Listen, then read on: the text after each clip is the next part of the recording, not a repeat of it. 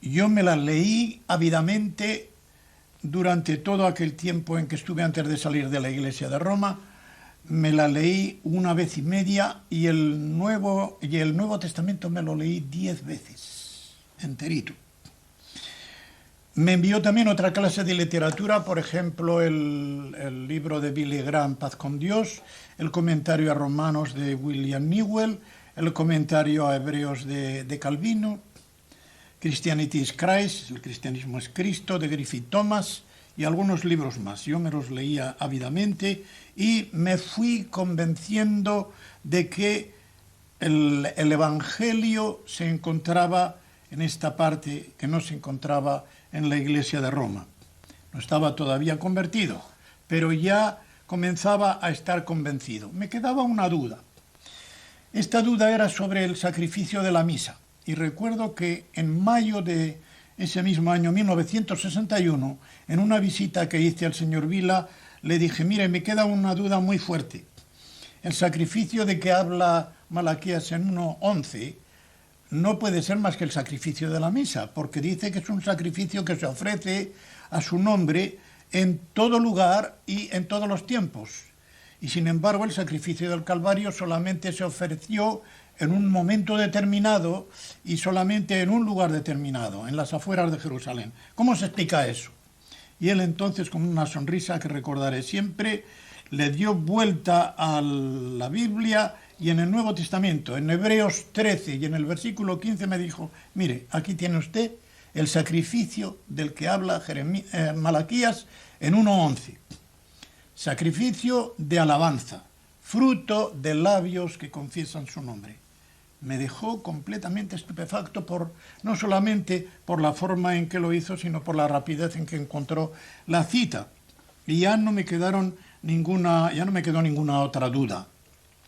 Durante todo aquel tiempo, yo iba leyendo todos estos libros, como he dicho antes, me iba convenciendo cada vez más, y por fin, en un día del mes de octubre de aquel año de 1961, yo acepté al Señor Jesucristo como mi Salvador personal. Y los tiempos aquellos en España no eran para que un cura que se saliese de la Iglesia de Roma tuviese libertad para quedarse impunemente en España. Entonces yo tuve que pensar en salir al extranjero. Para salir al extranjero me hacía falta pasaporte porque nunca lo había tenido. Y para tener el pasaporte era preciso que el obispo me firmase el permiso para obtenerlo. Subí entonces a Palacio, esto era antes de Navidad porque yo quería salir en las vacaciones de Navidad y así me esperaban en Inglaterra también en las vacaciones de Navidad y le dije al vicario general que quería ver al obispo. ¿Para qué? Digo, es que querría tener pasaporte para salir al extranjero. Es inútil, no vayas al obispo porque el obispo no quiere firmar permiso para ningún cura para que tenga pasaporte. En realidad era él, el vicario general, el que instigaba al obispo a que no firmara ningún permiso. Bien, yo comencé a orar y decía para mí, bueno, Dios sabe por qué no permite que yo salga en estas vacaciones de Navidad. Pero Dios es omnipotente. Puede más que todos los hombres, aunque se llamen obispos o papas. Y efectivamente, el 31 de enero de 1962, o sea, al año siguiente, el vicario general murió. Y el nuevo vicario general era un amigo personal mío. Y él mismo me estimuló a subir al obispo. Dice, sube porque ya verás cómo a ti te da permiso para que te firmen el pasaporte. Y efectivamente estuvimos pensando con el rector sobre un plan de estudios que teníamos que presentarle al obispo y el 23 de febrero de ese mismo año de 1962 subimos al obispo y yo vi que estaba bien dispuesto, que estaba satisfecho con aquel plan de estudios que le habíamos presentado y en mi interior hice una oración rapidísima diciéndole al Señor, Señor, esta es mi segunda oportunidad. Y efectivamente, le dije al obispo, mire, señor obispo, yo desearía salir al extranjero para ampliar estudios. Y él me dijo, sí, no hay ningún inconveniente. Baje usted a vicaría y que el vicario general le firme el permiso para sacar el pasaporte. Vi todas las puertas abiertas, bajé y el nuevo vicario general me firmó enseguida el permiso, fui a Zaragoza, obtuve el pasaporte, esto era ya a primeros de marzo, y tuve que esperar hasta junio porque no iba a salir durante el curso. Hubiera sido muy sospechoso que yo quisiera salir durante el curso. El curso se terminaba el 15 de junio de ese año de 1962. Y el 16, el día siguiente, yo salía para Barcelona. Y yo me preguntaba durante aquellos meses, pero Señor, ¿por qué no has permitido que saliera antes? ¿Por qué he tenido que esperar tantos meses aquí, que me parece que han sido unos meses inútiles? Pero no fueron inútiles. No fueron inútiles porque primeramente yo tuve oportunidad de predicar el verdadero evangelio desde el púlpito de mi catedral y desde los púlpitos de las iglesias a que me invitaban, con toda sencillez, con toda pureza y sinceridad, con tal de no atacar a ninguna persona. Yo no tenía que por qué atacar al Papa, ni a la Virgen María, ni los sacramentos, ni el sacrificio de la misa, sino solamente exponer el verdadero evangelio. Y eso sí que lo pude hacer durante todo este tiempo. Puedo decir que el libro de Billy Graham, Paz con Dios, lo prediqué 3 o 4 veces en distintas iglesias. Y nadie se daba cuenta porque, incluido el propio obispo, decían, bueno, este señor es el predicador oficial de la diócesis, es el profesor de teología dogmática, sin duda que él sabe lo que se dice, él está diciendo lo que es cierto, lo que es verdad, lo que es ortodoxo. Y la segunda oportunidad, muy grande también, fue que pude explicar a mis discípulos de teología pasajes de la epístola a los romanos con base en el comentario a Romanos de William Newell. Un día subí con el comentario de William Newell a mi clase, allí estaban los 21 alumnos, algunos de ellos iban a cantar misa, como suele decirse, o sea, ordenarse de sacerdotes al final de aquel año, otros al año siguiente, otros después de 2 años, etc. Y lo primero que les dije, mirad, traigo un libro protestante. Se les abrían los ojos. Oh, a ver, diga. Digo, mira, es un libro, como sabéis, por el derecho canónico prohibido por la Iglesia. Según el derecho canónico, estos libros prohibidos no se pueden leer, ni comprar, ni vender, ni pasar a otros, ni retener. Pero, curiosamente, el derecho canónico no prohíbe oír.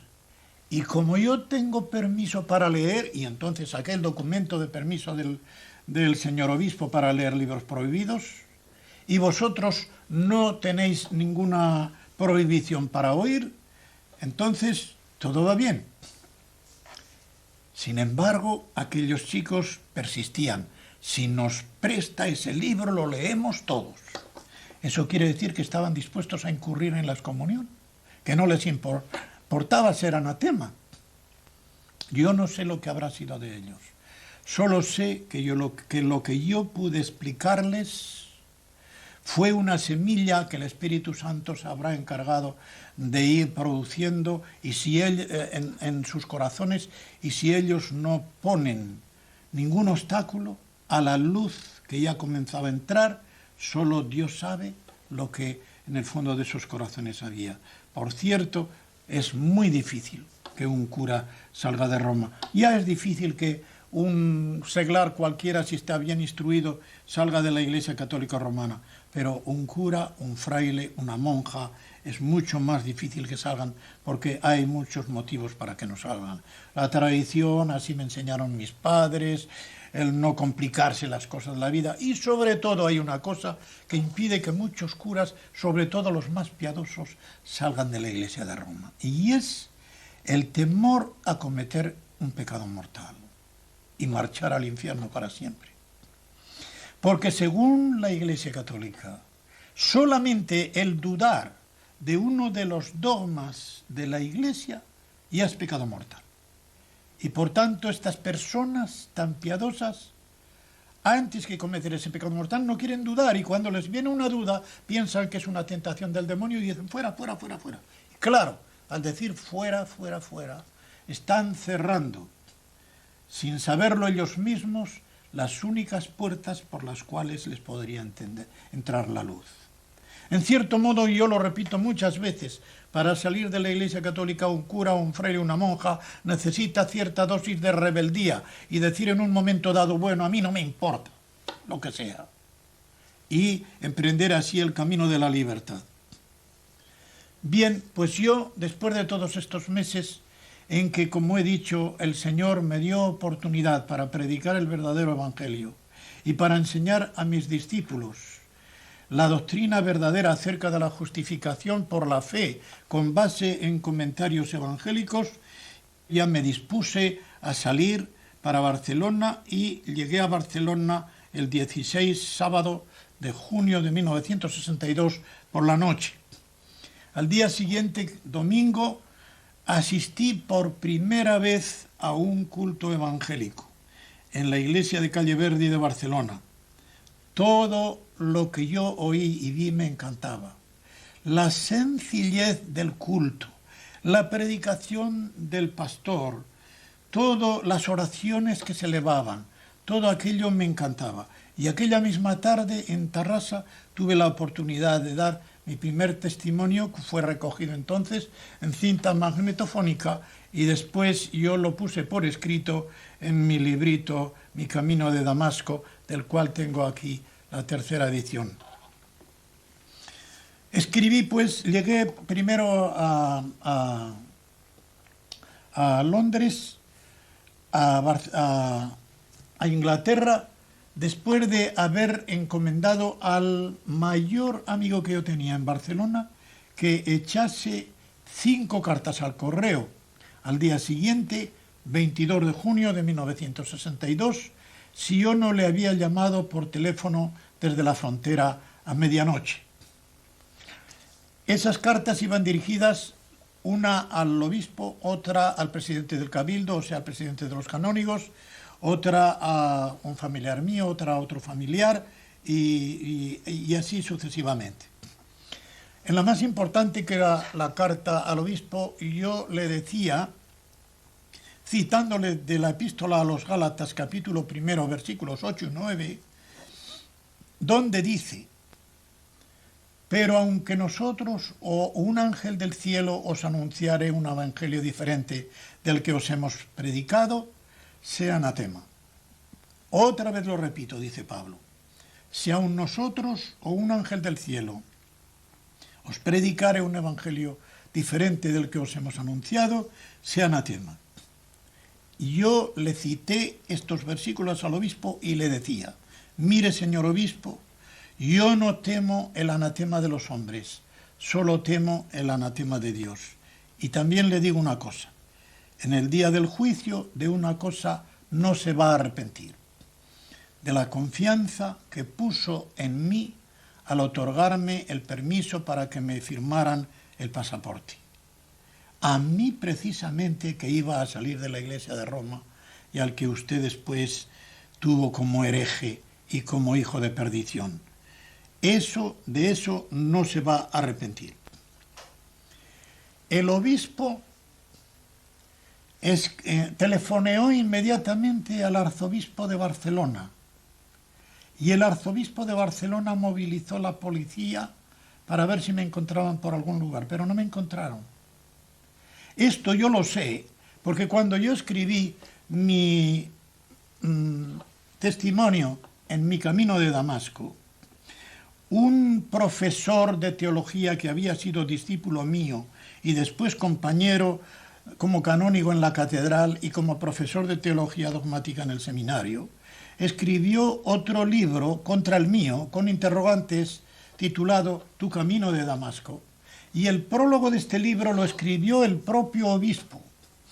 Y era el obispo el que decía: cuando yo recibí una carta del señor Lacueva diciendo que salía de la Iglesia de Roma, etcétera, etcétera, no citó, por supuesto, los versículos de Gálatas. Yo me puse en comunicación con el arzobispo de Barcelona, pero ya era tarde. Claro que era tarde. El obispo de Tarazona recibió mi carta cuando yo llevaba ya 2 días en Inglaterra. Llegué pues a Inglaterra al puesto que ya me habían determinado en una determinada misión en la cual yo iba a trabajar dando 2 mensajes por semana para Radio Montecarlo y Radio Elba, y luego había de ir por todas las iglesias de distintas denominaciones dando testimonio.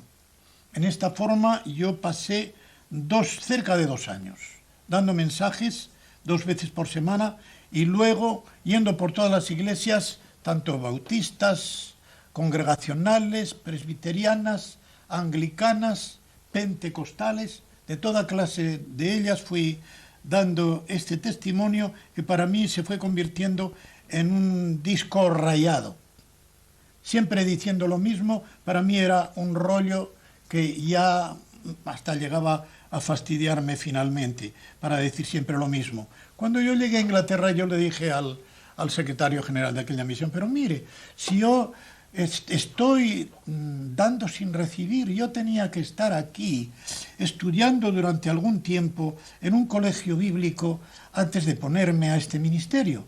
Y él me decía, usted no tiene que ir a ningún colegio bíblico, usted sabe ya bastante, sabe más que todos ellos. Yo le decía, pero por favor, yo sabré tanto como cualquiera de ellos acerca de la Iglesia Católica Romana, pero acerca del Evangelio, como suele decirse, yo estoy en pañales, yo tenía que estar estudiando. Y no era yo solo el que se lo decía. Recuerdo que al terminar un culto en una iglesia en Torquay, el señor John Sabes, que había sido misionero y que hablaba correctamente el español, me dijo, mire, cuando Pablo salió al ministerio, ya había pasado 3 años en el desierto de Arabia. Si usted no pasa un tiempo razonable de la forma en que lo pasó el apóstol Pablo, todo su futuro ministerio se va a resentir. Aquello fue como una profecía, porque verdaderamente mi ministerio se iba a resentir. Se iba a resentir, no solamente se iba a resentir de que no daba el fruto que debería haber dado si hubiese estudiado y hubiese meditado y hubiese tenido tiempo para orar, etc., sino que me puso en una confusión tremenda, porque sabiendo poco del Evangelio había muchas cosas que me confundían. La confusión era causada por un conjunto de factores que voy a enumerar. El primer factor era el choque de culturas, porque yo había salido de un país mediterráneo, de la cultura hispánica tan diferente de la cultura inglesa, y de sopetón me encuentro con una cultura tan diferente. Me encontraba en un medio que no había sido el mío. Todo era diferente allí, absolutamente diferente. Segundo, era la división denominacional, con falta de un elemento de unión. Tantas iglesias, tantas confesiones, tanta división, yo no entendía aquello. Yo decía, pero en la iglesia de Roma teníamos más unidad. Aquí encuentro más ortodoxia, pero allí teníamos más unidad. ¿Qué pasa aquí? ¿Qué pasa aquí? Tercero, era la dificultad que tuve en adaptarme al estado matrimonial. En el año 1963, un año y algo más después de haber llegado a Inglaterra, había contraído matrimonio con la que es mi esposa. No estaba preparado para el estado matrimonial porque ya tenía para entonces 52 años, había estado 28 años de cura, ni menos que podía estar yo preparado para una cosa como esa. Cuarto fue la explotación de que fui objeto por parte de los que mandaban en el trabajo que yo estaba llevando. Se me trataba como una máquina. Yo tenía que hacer cierta cantidad de mensajes. Tenía que salir, por ejemplo, a predicar en otros lugares, como tuve que salir a Irlanda del Norte durante 6 semanas seguidas y ya estaba casado. Tuve que preparar todos los mensajes correspondientes a esas 6 semanas. Y luego, durante esas 6 semanas, saliendo a predicar a los lugares más remotos de Irlanda del Norte, volver a las 2 de la madrugada y al día siguiente lo mismo. Además había una cosa, yo no podía relajarme, porque al día siguiente, en vez de estar relajándome, preparándome para lo que me esperaba en la noche, Yo comencé a escribir y escribía con una avidez. Era para quitarme de la cabeza la misma situación en que me hallaba. Recuerdo que escribía al doctor Lloyd Jones, ya fallecido, diciéndole que me encontraba en una confusión tremenda, cuál era mi condición mental, etc. Y él me contestó diciendo que lo que yo necesitaba era un descanso completo, por lo menos durante un mes. Pero yo no entendía esto. En vez de descansar, todavía trabajaba más. Y además, en la misión donde estaba trabajando me decían, ¿cómo? ¿Descanso? Aquí no se puede descansar. El trabajo tiene que llevarse continuamente, de modo que no hay que pensar en ningún descanso. Entonces yo llegué a una decisión drástica, tremenda. Pensé que el único medio para poner en orden mis ideas era marcharme clandestinamente de Inglaterra y volverme a España. Y así lo hice. El 9 de marzo de 1964, por la noche, yo había llegado a Londres sin decirle nada a mi esposa, sin decirle nada a nadie, y tomé un avión que me condujo a Madrid. Yo pensaba ir a Barcelona, pero no había directo a Barcelona, y fui primero a Madrid, después de Madrid a Barcelona. El que llevaba mi caso, porque yo pensaba que solamente obteniendo la rehabilitación yo podría poner en orden mis ideas, era el arzobispo de Zaragoza. Y el arzobispo de Zaragoza me dijo, mire, usted necesita tiempo para meditar, usted necesita tiempo para estudiar, y es conveniente que esté a mi lado porque yo soy el que llevo mi caso. El obispo de usted no ha querido volver al Concilio Vaticano y a nada más, y entonces yo le voy a poner en un monasterio. Me llevó al monasterio del Paular. Allí estuve durante 4 meses y un día. Luego a él lo ascendieron a arzobispo de Madrid y me dijo, mire, como ahora yo voy a Madrid es conveniente que vuelva otra vez a estar a mi lado y yo le pondré en el monasterio del Paular, un monasterio benedictino que hay al pie de Somosierra, es un lugar estupendo, ya verá qué tranquilo se encuentra allí. Y efectivamente, yo sí que estaba tranquilo y que tuve entonces tiempo de estudiar, de meditar, etc. Más aún, yo estaba preparando cosas de ecumenismo y tal, porque una de las cosas que me habían inducido a salir también de Inglaterra era la posibilidad de reforma en la Iglesia Católica. Había comenzado el Concilio Vaticano, que tuvo lugar desde 1962 a 1965 y parecía que la Iglesia Católica se iba a reformar. Y yo decía, en vez de salir de la Iglesia Católica, ¿por qué no me quedo dentro para contribuir a su reforma? Estaba equivocado porque la Iglesia Católica no puede reformarse en este sentido. Siempre es la misma y siempre pretende ser la misma, y aunque formule sus dogmas y sus normas de distinta manera, pero son siempre los mismos. Lo único es que los pone con distinta redacción, pero a nadie puede engañar porque son siempre los mismos.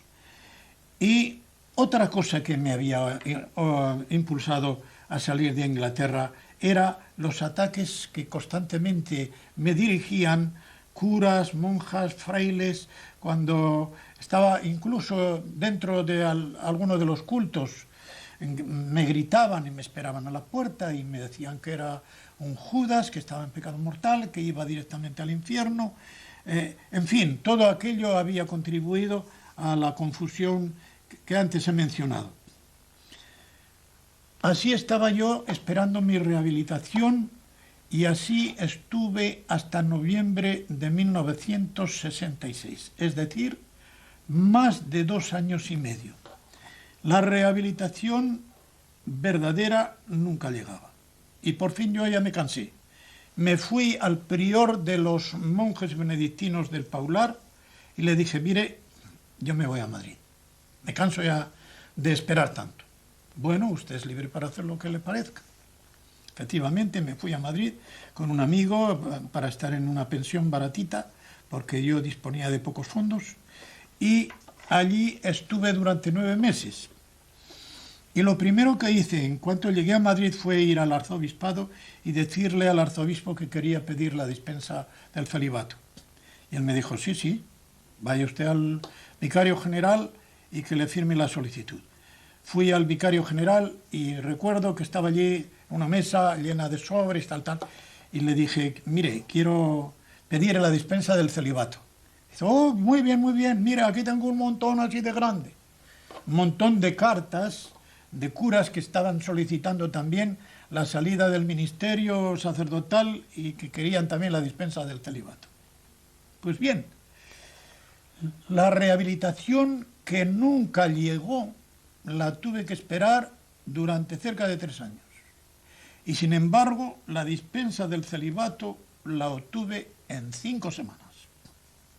A las 5 semanas de haberla pedido, el vicario general de Tarazona, porque el arzobispo había muerto, vino a una conferencia episcopal a Madrid y me hizo llamar. Yo acudí y él me presentó la dispensa del celibato y a continuación me dijo, mira, esto es lo que estaban esperando y deseando en Roma. ¿Cómo que estaban deseando en Roma que yo me saliera de cura? Sí, lo estaban deseando porque tu caso era un obstáculo para el ecumenismo. ¿Un obstáculo para el ecumenismo? Es que soy una persona tan importante como para que mi caso cree una barrera para el ecumenismo. Sí. Yo no entendí aquello y no lo entendí en realidad hasta que mi mujer vino a Madrid y me explicó la cosa como era. Se me dio pues la dispensa del celibato y allí estuve durante aquellos meses en Madrid. No encontraba trabajo. Al final de esos 9 meses, un cura que había sido discípulo mío en el seminario me obtuvo un par de lecciones privadas, particulares, pero aquello no me llegaba para nada. El dinero que yo había sacado antes ya me estaba escaseando. Me encontraba sin fuerzas, me encontraba sin dinero, me encontraba sin salud, me encontraba sin esperanza. Y por cierto me encontraba sin salud porque cuando llegó mi esposa el 18 de julio de 1967, yo estaba en cama con una tremenda gastritis. Y ella llegó, y voy a explicar por qué. Durante este tiempo en que yo estaba en los monasterios no habíamos tenido ninguna comunicación, porque en cuanto me encerraron en el primer monasterio, lo primero que se me dijo es que no tuviese absolutamente ninguna comunicación con mi familia. Así que sí que se cortó toda relación con mis familiares. Y ya el 3 de marzo de ese mismo año de 1967 se cumplían los 3 años desde que yo había dejado Inglaterra, desde que yo había salido de mi casa y desde que yo había abandonado a mi esposa. Para entonces mi esposa ya tenía una niña de 2 años y medio, a la cual yo no la conocía hasta que no tenía 2 años y 10 meses, en agosto del año 1967. A mí me decía el arzobispo de Madrid, mire, es que su caso se resolvería antes y mucho más fácilmente si usted pidiera el divorcio. Yo le decía, pero mire, yo no tengo ninguna causa para pedir el divorcio, no tengo ninguna causa que alegar contra mi mujer. Y a mi mujer le decían lo mismo. ¿Por qué no pides el divorcio? Mira, ya se han cumplido 3 años desde que se marchó tu marido, se marchó sin decir nada, y según la ley, a los 3 años, por deserción, ya se puede pedir el divorcio. Pero ella, que comprendía mi situación, decía, no, yo primeramente soy cristiana y no creo en el divorcio. Y segundo, yo comprendo completamente la situación de mi esposo, su situación interior, y no tengo ningún motivo para pedir el divorcio porque yo sé que él no se ha marchado por ir con otra mujer ni por ninguna otra cosa que sea una causa para pedir el divorcio. Pero ya el médico le dijo, mire que hay que tomar alguna solución porque esto no puede ser. Ella comenzaba a resentirse tremendamente de su salud, tenía un trabajo imponente, además el tener que cuidar de nuestra hija, todo se acumulaba para que sus nervios tuviesen una condición muy mala. Y entonces ella se entregó a la voluntad del Señor y contra todo pronóstico por mi parte, e incluso contra los consejos que le daban, se presentó en Madrid. Un día, el 18 de julio de 1967, con una prima suya y un vicario anglicano que después salió de la comunión anglicana para ser pastor bautista, vinieron a Madrid y después de llegar allí, primeramente vino a verme el pastor anglicano. Yo salí en pijama como estaba, sin afeitar, y él me dijo que había llegado mi esposa y si estaba dispuesto a recibirla. Yo dije, está bien, ¿qué le parece si viene a las 6 de la tarde? Muy bien. Entonces yo me afeité y esperé a las 6 de la tarde, bajé 5 minutos antes, ella también subía por las escaleras cuando nos encontramos y subimos arriba y comenzamos a orar juntos, a leer la Biblia, los himnos que tantas veces habíamos cantado en Inglaterra, me enseñó muchas fotografías de nuestra hija y ya concluimos en que yo renovaría otra vez el pasaporte y sacaría el billete de avión para salir cuanto antes de Madrid y llegar otra vez a Inglaterra. Efectivamente, ellos se tuvieron que marchar antes y yo saqué billete para avión para agosto, para el 12 de agosto. Y entre tanto estuve ordenando algunas cosas y saqué el billete con dinero que mi mujer misma me había dado. Renové el pasaporte, como he dicho, y se presentó una tentación muy grave precisamente antes de salir. No había podido tener trabajo durante tanto tiempo.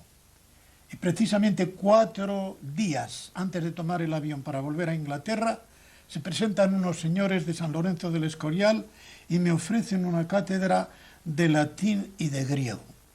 Era una tentación tremenda, porque precisamente mi especialidad mayor, más aún que la teología, era el latín y el griego.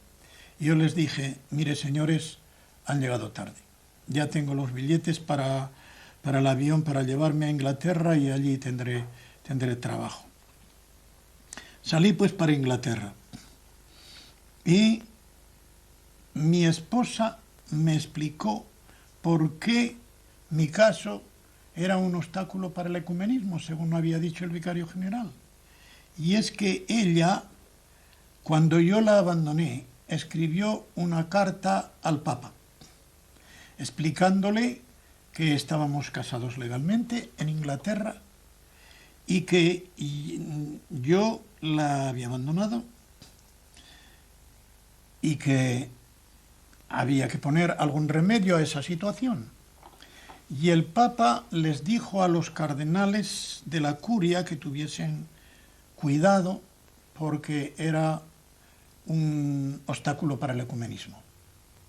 Así se explicaba que yo no entendiese. Cuando el vicario general de Tarazona me entregó la dispensa del celibato y me dijo que eso es lo que esperaban en Roma, yo no lo entendía. Pero cuando mi esposa me explicó el porqué, la carta que él ya había escrito al Papa, fue cuando lo entendí. Después de todo lo que acabo de referir, solo me resta decir a mis oyentes: los caminos de Dios son insondables. Nuestros caminos son desviados por muchas razones. Primeramente, en nuestro corazón anida todavía el pozo del pecado. En lo más profundo de nuestro corazón está el egoísmo, está la autosuficiencia, está la rebeldía contra Dios. Y eso solamente lo puede quitar el Espíritu Santo. Solamente la convicción que el Espíritu Santo pone en el corazón de una persona es la que puede hacer que esta persona crea, se arrepienta y se entregue al Señor. Y esto es lo que tantas personas tienen que entender y no lo entienden. Hay muchas personas que quieren forzar a católicos romanos, sobre todo a curas, frailes, monjas, etcétera, a que acepten el Evangelio, y hasta se enfadan cuando no lo aceptan. No se dan cuenta de que este trabajo no es un trabajo humano, es un trabajo divino. Es una cosa que Dios mismo la hace en el fondo del corazón. Los predicadores o los que dan testimonio ante un católico romano solamente pueden sembrar, solamente pueden regar, pero el crecimiento, como dice el apóstol Pablo, el crecimiento interior solamente lo puede dar Dios. Y esto es algo que yo insisto mucho, en que se tenga mucho cuidado cuando un cura o una monja o un fraile va a salir o quiere salir de la Iglesia Católica porque ha encontrado cierta luz. Hay que cuidar en qué forma se le trata. Hay que tratarle con afecto, con seriedad, pero sobre todo con mucho tacto. Con mucho tacto, no haciendo preguntas inconvenientes, como sé que se ha hecho a algunos, sino poco a poco, llevándole primero a aceptar las verdades fundamentales de la fe. Y solamente cuando ha comprendido bien esas verdades fundamentales, lo que es la salvación de pura gracia mediante la fe, lo que es el arrepentimiento, la justificación, cuando ha entendido todas estas cosas, poco a poco se le puede introducir a todo lo demás, pero no antes, no antes. Y el único modo de acertar siempre en nuestra vida es ponernos en manos de Dios, pedirle que Él nos ilumine con su Santo Espíritu y encomendarle a Él la obra porque es suya. Por eso leemos en el Salmo 37 y en el versículo 5, encomienda a Yahvé tu camino y Él actuará. Esto es lo que yo quiero dejar ahora en la mente y en el corazón de todos los que me veis y me oís. Encomendad al Señor vuestro camino y Él actuará, pero sed sinceros con Dios y sed sinceros con vosotros mismos, y que Dios os bendiga con sus más ricas bendiciones. Amén. Y como tantas veces he mencionado a mi esposa, y ella está aquí presente, yo querría ahora presentarla también a vosotros, para que la veáis.